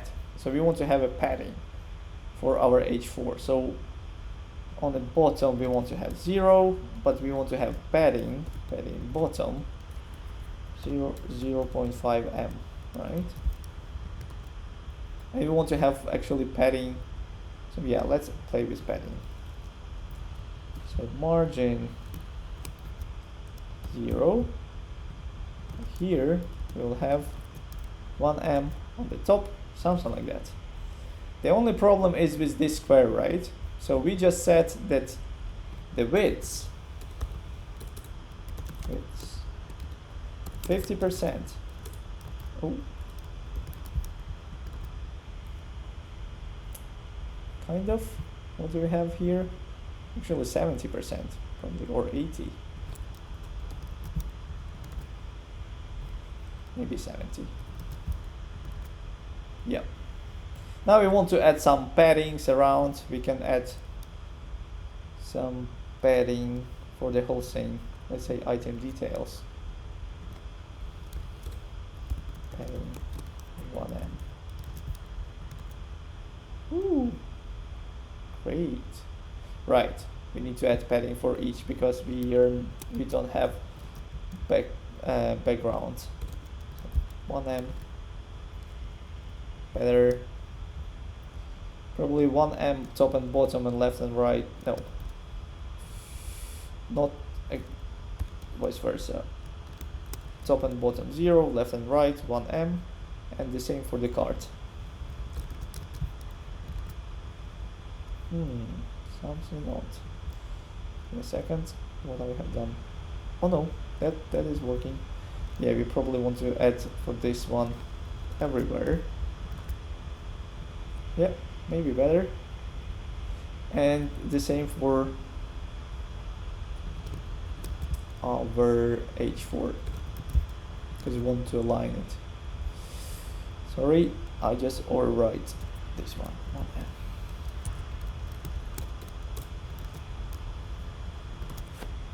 Yeah. For these guys, you probably can guess how to build them. So this is hard-coded, which is probably not very nice. What are these lines? Oh yeah, this is a part of the image, okay. You might set the grid to one fraction and have them responsive. Beautiful. Do we have, give me a second. Yeah, we want to, this is a next problem. So we have the container, the width, because we've set the width of 25%, and we want to expand this to take the rest of the free space.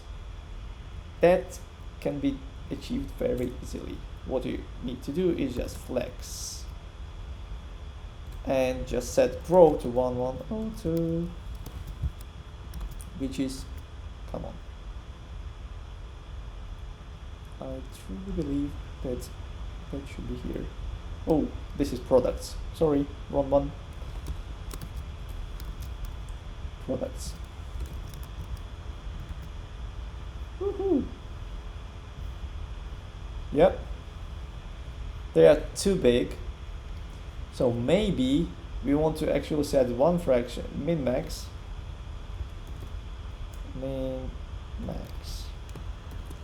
and set one fraction, but maximum, let's say, how much do we want to have?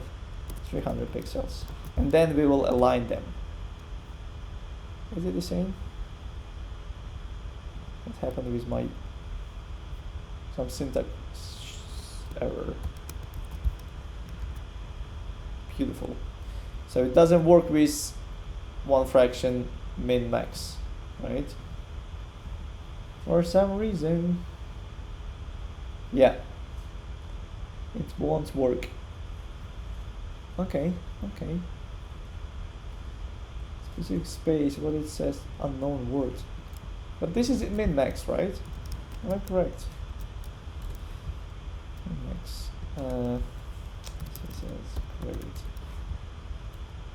Yeah, that should work.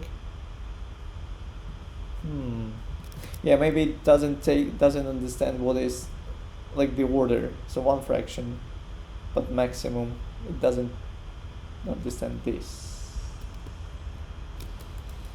Okay. Which is odd. Okay. Yeah, so 300 pixels for us for now. The only thing that we can do is what we can do. What can we do? Any ideas how we can achieve not hard-coded widths? Because I don't like the width. This is actually odd, right? Because that should create a new, that should be responsive. So we have products. Okay, so products has direction column. Yeah, items is 300 pixels. Why it's not moving to the next? Yeah. So now we got scroll, which is a problem because it's not moving to the next auto rows. Right, because we're yeah. Hard-coded pixels. It will create 3 hard-coded rows. So what we can do probably is one fraction, and for each item we can set max width, or just max width 300 pixels. We probably can do this. Yes. Now we have, and now we can use a line, just justify content center. Oh, it doesn't work. Is it a line? Item, justify item? Yeah, probably items. Yeah, you probably need to set a min width as well. That would be nice. Max width. So yeah. Okay. If we set width, will we get responsive? No, still the same stuff. Okay, if you have max widths, yeah, we can shrink as much as we can. But if you have min widths, it will still behave. Yeah, that will behave, which is set. So we still need to have. So the only smart thing that we can do is to set this, the whole container, widths, like max widths. Let's say 900 pixels, or maybe because here, let's say we will have 20 pixels, so we can do some math. 2 gaps is 940, right? 940, and we have 1 fraction.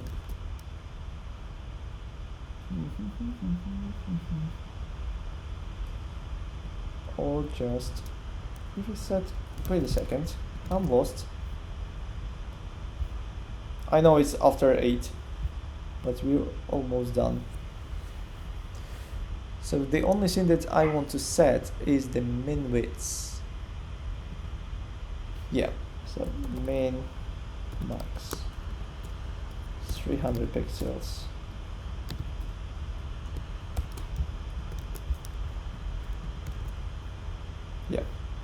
Yep. So now that, come on, that definitely should go down. Any ideas? Any ideas? Repeat.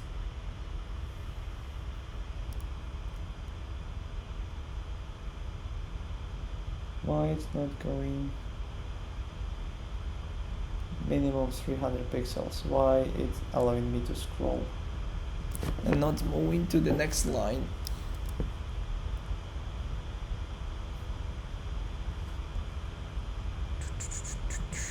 Just give me a second. Responsive.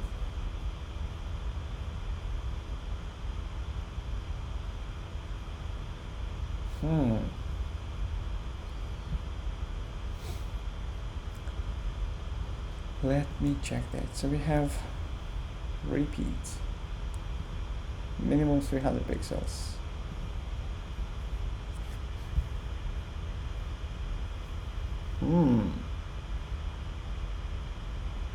Three columns. Is this doesn't work?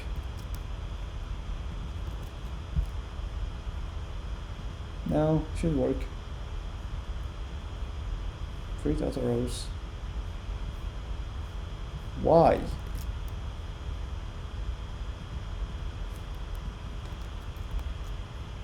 Okay, use auto, and for the image we will use, no, for the content height 300 pixels.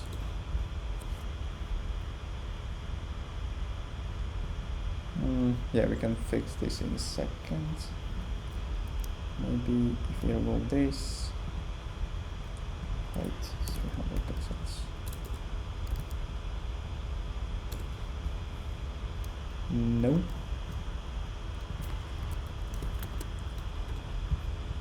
The pain of CSS is that when you're stuck on something, you can play with it whole day. Give a second. So we have image.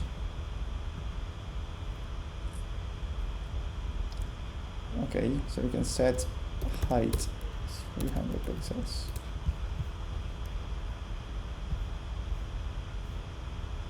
This is crazy. So we have items. Okay, if I set not min to 300 pixels. So repeat columns, auto rows, auto.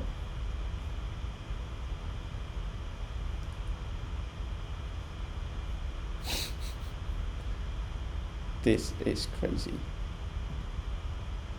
This is ridiculous. Why it allows me to shrink. Do we have max? No, we don't have max rates.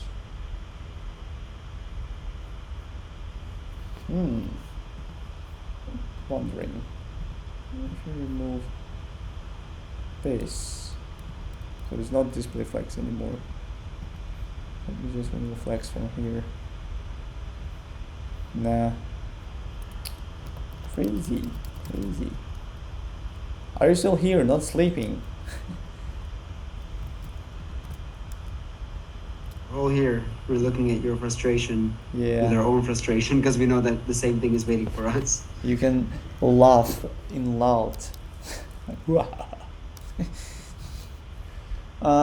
Let me think. So why this actually not moving to the next line? Because that should. Okay, just wondering. If I add one more, yeah, it creates a new row, right? Which is what we expect. If we resize, this is something small and silly, I bet. If you start resizing, I feel like it's saying that it should be hard-coded for some reason.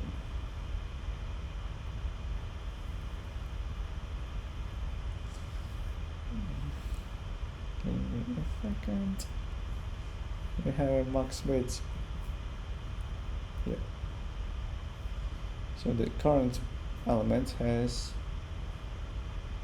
Okay, great.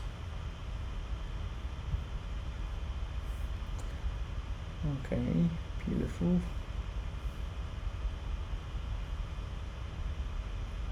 Are we using auto fit or auto fill on the grid? We don't use any of it because we don't need it. But maybe you're saying that for our items. Yeah, I think maybe that's it. Oh yes, 3 columns. Oh shit. Thank you. It wasn't me, it was Stack Overflow. Fill. Is it fill, right? I'm just reading it. We had this stuff here. I don't know, maybe do both and see what the difference is.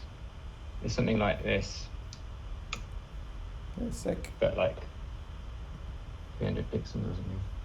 So we have autofill. Yeah, beautiful. Just syntax. You're absolutely right.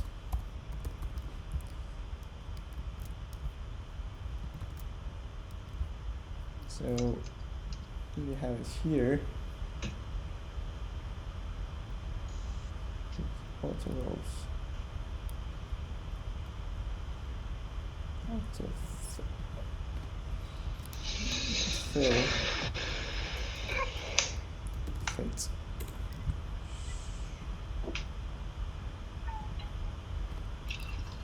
Yeah, so one fraction is always the case. 300 pixels. Do you need repeat? Like, give a second. if it's auto-filled. Yeah, maybe you're right as well. Let's be done. Wait a second. Yeah, repeat. This is really odd. Because look, here, it just works. Create template columns. Let's just go silly and copy paste it. Alright.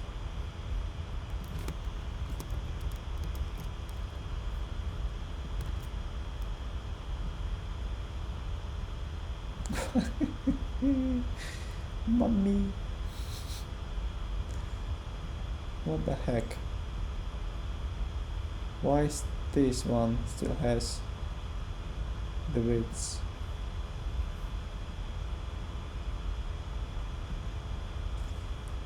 Flex. Is it because of the flex? I'm wondering. Yeah, this is about the flex. Shitty flex. Yeah, so flex just making it respond. But wait a second, if I set widths 100%, still the same stuff. Aha, we found the bug.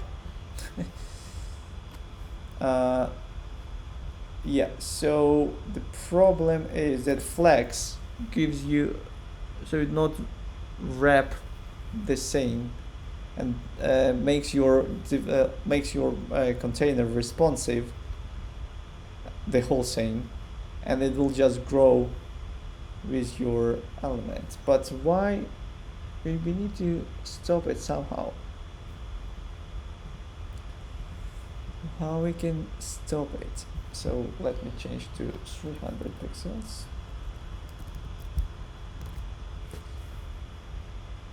How can we stop it? This is the problem.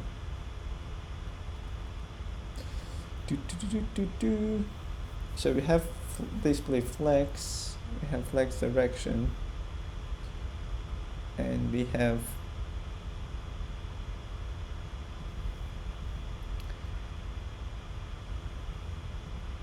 something's Asian pattern. We might not specify the widths. Let me specify the widths here.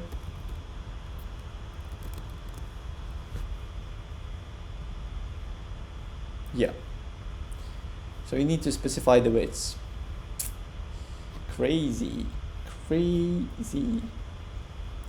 So you need to specify the widths for your. So this one has flex, this whole section.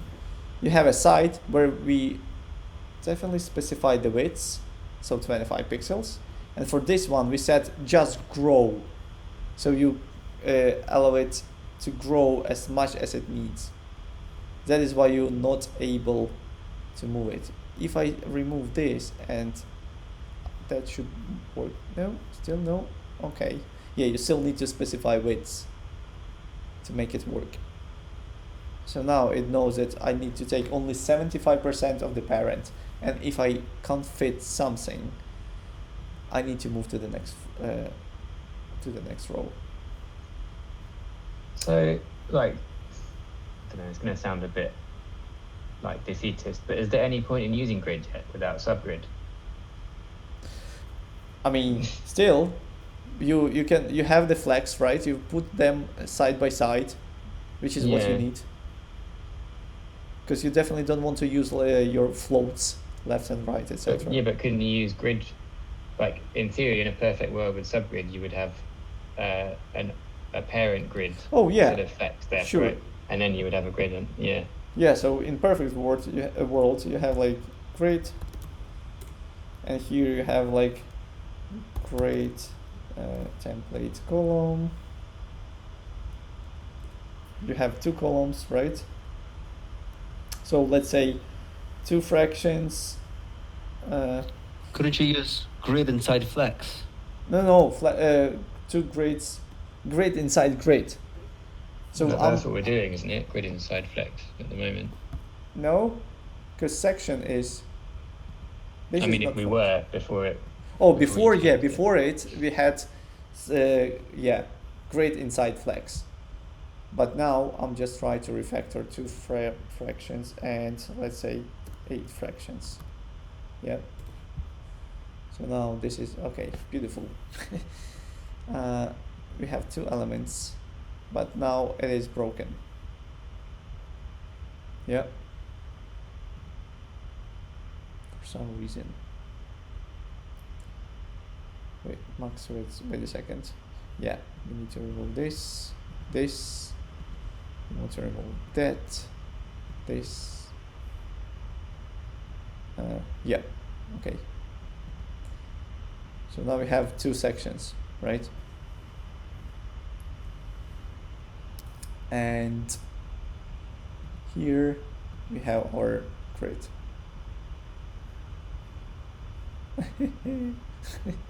Still the same problem, right? Let me just wait. Here we have items and we have this guy. Let's actually change it again to grid.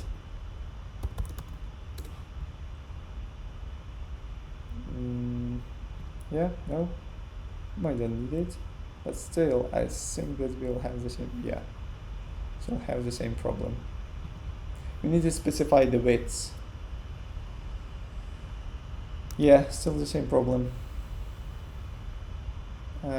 If you specify widths for this one and widths for this one, now it is working. I always get confused with Flexbox whether you're supposed to do like widths, like a width or a is it flex basis or flex 100% or 75%.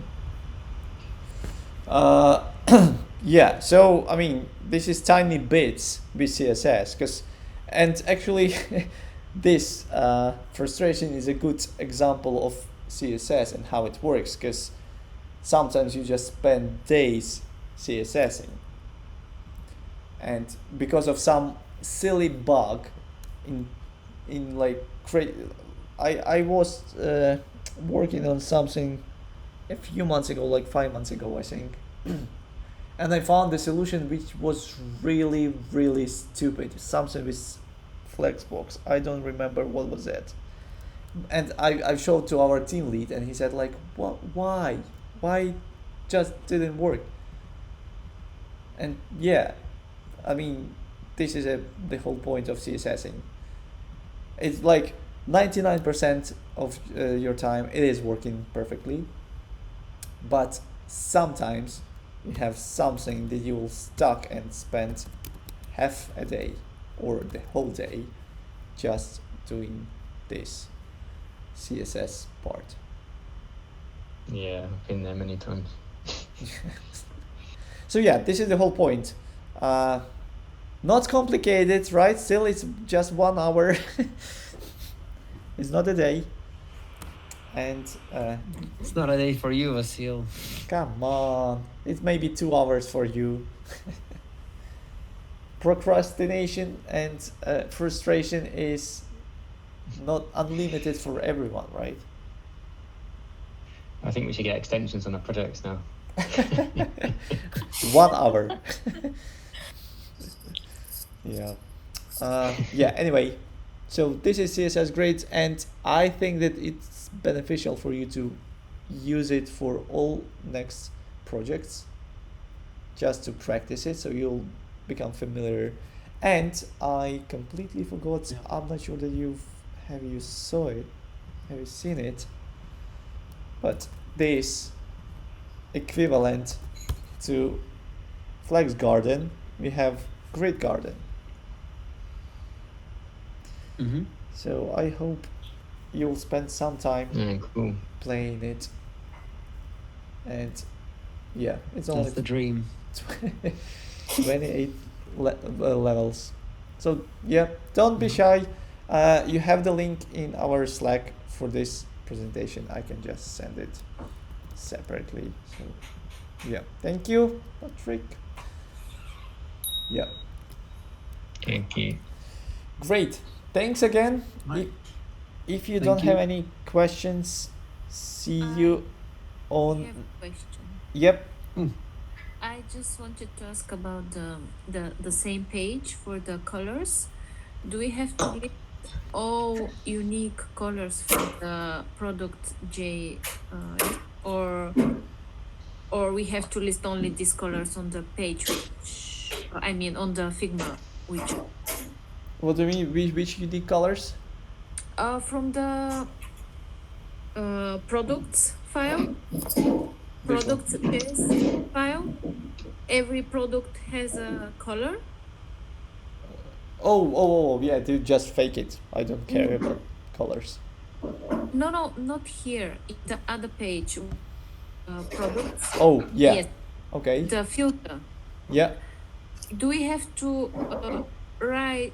I mean, to put on the page these colors which are here in Figma, or we have to take the colors from the products Yeah. object? Yeah, exactly. But there's 17 unique colors and they're very long list. 17. What do you mean? Where is the 17? From all products. Oh, in your object, in your JSON. Yes.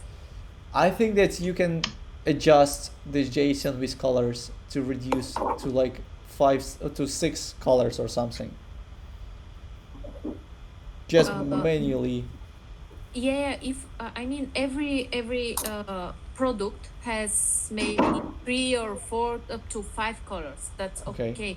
But I mean, if I take all colors, I took only unique colors to list them in the filter here. Yeah. And the list is very long. You mean just to limit them up to first 5 or? No. I mean the colors that, for example, you have an item, and this item in your JSON object, you have 6 colors, and you have that one unique color. You just get rid of this unique color. Yes, and in total there are 17 unique. Yeah, so you just remove these very specific unique colors, and so all your items will have 5, let's say 5 different colors in total. Not 17, but like 5 or 7 or something. So you don't need to have all 17 colors. Just adjust your JSON file, like manually. I didn't understand. So you have an object, an array of items, right? Yes, I took all colors. There's 72 in total. 72? Yes, in total. Oh, yeah, but unique colors. Unique are 17. Yeah, what I'm saying that each item has, let's say, 5 colors. Yes. And each item has, for example, blue, yellow, pink, and orange, black, and just one has like I don't know, greenish color, right? So you just get rid of this greenish color because this is only one product that has this color. Okay. And reduce. So basically, if you go through your products manually, not programmatically, just go to the JSON file and remove this very, very unique color, and reduce the range of all these colors for every single item to a few colors. That in the end you'll get only like 7 or 10 unique colors from 17 to 10. manually removing this very, very specific, very specific colors. Okay, all right. Yeah. Or just render all of them. Oh. Yeah. Oh, then there is another problem I have with it's very long list. Yeah, it should be scrollable. Just overflow scroll, and this is it. Ah, okay. Oh, that's okay. For the color section, where you have just a list, not the whole section, but just for the list specifically, have overflow scroll, and this is it. Okay, yeah, that's a good idea. Thank you. Yeah, you're welcome. Also, because this is the end of the module, this Saturday we have Just Talk. So if you're free in the Saturday evening, I'm happy to see you on a call. Yep. Basil, I have another question. Yep. When we have to do the sorting by price, like high to low, yeah, and all that, do we do it so we create like a sort of a select drop down, or we do it directly there? You mean so will it be like best match and then is a drop down because it's not in the design? No, so this one is just exactly because it's not in design. That means that this is just a static same. It doesn't work. Okay, so the filter price low to high, will it be just on the price range, sort of? Oh yes. Yeah. So this Okay. is non-functional. The best match is not fun. I mean, the whole drop down is not functional. Okay, so the only functional is color and price. Yes. You Okay. can add something to collection, but it shouldn't be functional. Yeah, I think I did collection as well, but yeah. And the other thing, do we need to adjust the CSS to each browser, to show it in each browser? Nah, don't bother about that. Okay. We're happy when you just do, because again, the whole point is that you will practice how to write HTML, CSS, and make it responsive, and basically JavaScript is the whole point as well here. How dynamically render and refactor your layout based on data you have. Okay, cool. Thank you. Yeah. Great. Okay, so see you some on Saturday and some in a week, because next week is Sam's week. Great. Cool, thanks. Yeah, see Thank ya. you. Bye-bye. Thanks again. Bye. Thank you. Bye. Thank you. Bye. Bye. Bye.